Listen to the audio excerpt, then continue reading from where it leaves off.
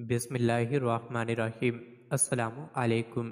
روزانہ واقعات سننے کے لیے اس چینل کو سبسکرائب کریں۔ حضرت سالم بن عبداللہ رضی اللہ عنہ کہتے ہیں، جب حضرت عمر رضی اللہ عنہ خلیفہ بنے تو انہوں نے حضرت ابو بکر رضی اللہ عنہ والے اسی وظیفے پر اکتفا کیا جو صحابہ نے ان کے لیے مقرر کیا تھا۔ چنانچہ وہ کچھ عرصے اتنا ہی لیتے رہے، لیکن وہ ان کی ضرورت سے کم تھا، اس لیے ان کے گزر میں تنگی ہونے لگے تو مہاجرین کی ایک جماعت اکٹھی ہوئی، جن میں حضرت عثمان، حضرت علی، حضرت طلحہ اور حضرت زبیر بھی تھے۔ حضرت زبیر نے کہا کہ اگر ہم حضرت عمر سے کہیں کہ ہم آپ کے وظیفے میں اضافہ کرنا چاہتے ہیں تو یہ کیسا رہے گا؟ حضرت علی رضی اللہ عنہ نے کہا، ہم تو پہلے سے ان کا وظیفہ بڑھانا چاہتے ہیں، چلو چلتے ہیں۔ حضرت عثمان نے کہا کہ حضرت عمر ہیں، پہلے ہمیں ادھر ادھر سے ان کی رائے معلوم کرنی چاہیے، پھر ان سے براہ راست بات کرنی چاہیے۔ میرا خیال یہ ہے کہ ہم ام المومنین حضرت حفصہ کے پاس جاتے ہیں اور ان کے ذریعے سے حضرت عمر کی رائے معلوم کرتے ہیں اور ان سے کہہ دیں گے کہ وہ حضرت عمر کو ہم لوگوں کے نام نہ بتائے۔ چنانچہ یہ حضرات حضرت حفصہ کے پاس گئے اور ان سے کہا کہ آپ یہ بات ایک جماعت کی طرف سے حضرت عمر سے کریں اور انہیں کسی کا نام نہ بتائیں، لیکن اگر وہ یہ بات مان لیں تو پھر نام بتانے میں حرج نہیں ہے۔ یہ بات کہہ کر وہ حضرات حضرت حفصہ کے پاس سے چلے آئے۔ پھر حضرت حفصہ حضرت عمر کی خدمت میں گئیں اور نام لیے بغیر ان کی خدمت میں یہ بات پیش کی تو حضرت عمر کے چہرے پر غصے کے آثار ظاہر ہو گئے اور انہوں نے پوچھا کہ تمہیں یہ بات کن لوگوں نے کہی ہے؟ حضرت حفصہ نے عرض کیا، پہلے آپ کی رائے معلوم ہو جائے، پھر میں آپ کو ان کے نام بتلا سکتی ہوں۔ حضرت عمر نے فرمایا، اگر مجھے ان کے نام معلوم ہو جاتے تو میں انہیں ایسی سخت سزا دیتا جس سے ان کے چہروں پر نشان پڑ جاتے۔ تم ہی میرے اور ان کے درمیان واسطہ بنی ہو، اس لیے میں تمہیں اللہ کی قسم دے کر پوچھتا ہوں کہ تم یہ بتاؤ کہ تمہارے گھر میں حضور صلی اللہ علیہ وسلم کا سب سے عمدہ لباس کون سا تھا؟ انہوں نے کہا، گیروے رنگ کے 2 کپڑے جنہیں کسی وفد کے آنے پر اور جمعے کے خطبے کے لیے پہنا کرتے تھے۔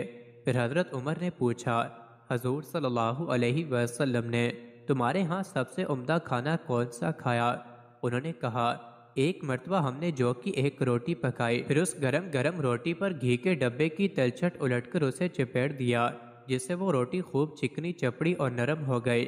پھر حضور صلی اللہ علیہ وسلم نے خوب مزے لے کر اسے نوش فرمایا اور وہ روٹی آپ کو بہت اچھی لگ رہی تھی۔ پھر حضرت عمر نے پوچھا، حضور صلی اللہ علیہ وسلم کا تمہارے ہاں سب سے زیادہ نرم بستر کون سا تھا؟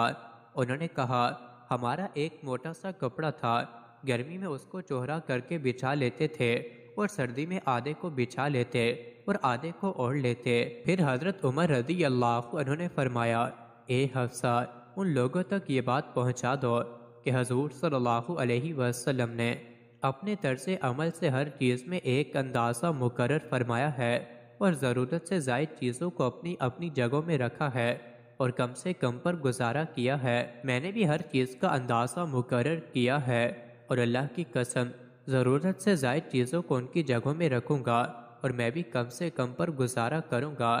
میری اور میرے 2 ساتھیوں کی مثال ان 3 آدمیوں کی سی ہے جو ایک راستے پر چلے۔ ان میں سے پہلا آدمی توشہ لے کر چلا اور منزل مقصود تک پہنچ گیا، پھر دوسرے نے بھی اسی کا اتباع کیا اور اسی کے راستے پر چلا تو وہ بھی اسی منزل تک پہنچ گیا، پھر تیسرے آدمی نے بھی اسی پہلے کا اتباع کیا۔ اگر وہ ان دونوں کے راستے کا خود کو پابند بنائے گا اور ان جیسا توشہ رکھے گا تو ان کے ساتھ جا ملے گا اور ان کے ساتھ رہا کرے گا، اور اگر وہ ان دونوں کے راستے کو چھوڑ کر کسی اور راستے پر چلے گا تو کبھی بھی ان کے ساتھ نہیں مل سکے گا۔ حضرت حسن بصری کہتے ہیں، بصرہ کی جامع مسجد میں ایک مجلس لگی ہوئی تھی، میں ان کے قریب پہنچا تو دیکھا کہ حضور صلی اللہ علیہ وسلم کے چند صحابہ حضرت ابو بکر اور حضرت عمر کے زہد، حسن سیرت اسلام اور ان دینی فضائل کا تذکرہ کر رہے ہیں جو اللہ نے انہیں عطا فرمائے تھے۔ میں ان لوگوں کے بالکل قریب چلا گیا تو میں نے دیکھا کہ حضرت احنف بن قیس میمی بھی ان لوگوں میں بیٹھے ہوئے ہیں۔ میں نے سنا وہ اپنا قصہ یوں بیان کر رہے تھے کہ ہمیں حضرت عمر بن خطاب نے ایک جماعت کے ساتھ عراق بھیجا، اللہ نے ہمیں عراق اور فارس کے مختلف شہروں پر فتح نصیب فرمائی، ان علاقوں میں ہمیں فارس اور خراسان کے سفید کپڑے ملے۔ وہ کپڑے ہم نے ساتھ رکھ لیے اور ان کو پہننا شروع کر دیا۔ ہم لوگ واپس مدینہ منورہ پہنچے۔ جب ہم لوگ حضرت عمر کی خدمت میں پہنچے تو حضرت عمر نے ہم سے چہرہ پھیر لیا اور ہم سے کوئی بات نہ کی۔ حضور صلی اللہ علیہ وسلم کے جو صحابہ ہمارے ساتھ تھے انہیں حضرت عمر کے اس رویے سے سخت پریشانی ہوئی۔ پھر ہم لوگ حضرت عمر کے صاحبزادے حضرت عبداللہ بن عمر کی خدمت میں گئے اور امیر المومنین حضرت عمر بن خطاب کی بے رخی اور سخت رویے کی ان سے شکایت کی۔ انہوں نے کہا، امیر المومنین نے تم لوگوں سے بے رخی اس وجہ سے کی ہے کہ انہوں نے تم لوگوں پر ایسا لباس دیکھا ہے جو انہوں نے نہ حضور صلی اللہ علیہ وسلم کو پہنے ہوئے دیکھا اور نہ ان کے بعد ان کے خلیفہ حضرت ابو بکر کو پہنے ہوئے دیکھا۔ یہ سنتے ہی ہم لوگ اپنے گھر گئے اور وہ کپڑے اتار دیے اور وہ کپڑے پہنے جو پہلے سے ہم لوگ حضرت عمر کے سامنے پہنا کرتے تھے اور ان کی خدمت میں دوبارہ حاضر ہوئے۔ اس دفعہ وہ ہمارے استقبال کے لیے کھڑے ہو گئے اور ایک ایک آدمی کو الگ الگ سلام کیا اور ہر ایک سے معانقہ کیا اور ایسے گرم جوشی سے ملے کہ گویا اس سے پہلے انہوں نے ہمیں دیکھا ہی نہیں تھا۔ مزید ایسی ہی ویڈیوز کے لیے چینل کو ضرور سبسکرائب کریں۔